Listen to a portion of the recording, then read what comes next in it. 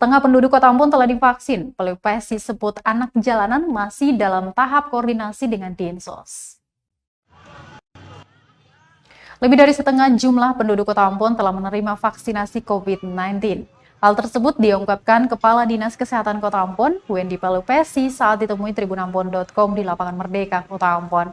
Saat ditanya perihal vaksinasi untuk anak jalanan, Wendy mengaku pihaknya masih berkoordinasi dengan Dinas Sosial. Dirinya mengaku pihaknya hanya sebagai pelaksana saja, selanjutnya akan berkoordinasi dengan dinas terkait di Kota Ambon.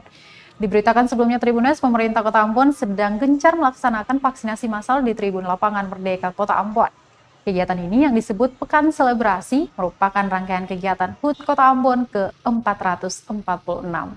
Pekan selebrasi ini akan berlangsung hingga 2 September mendatang dan dilakukan setiap hari kecuali di hari Minggu.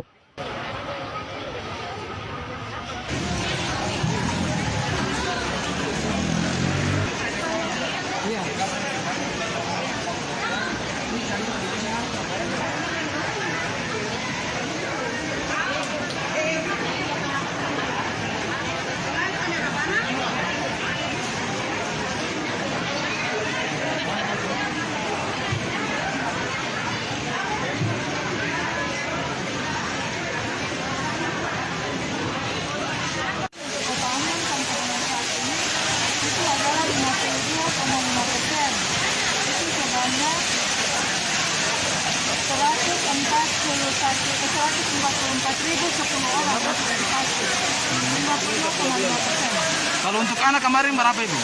Anak? 1.185. Untuk rencana vaksinasi anak jalanan Ibu? Anak jalanan nanti masih koordinasi dengan Dinas Sosial. Kami hanya pelaksana.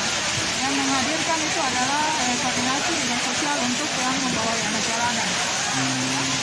Bisa Ibu, kasih Ibu.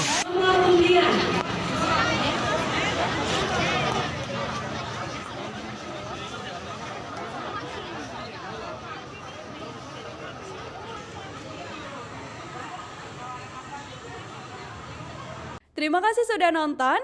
Jangan lupa like, subscribe, dan share ya.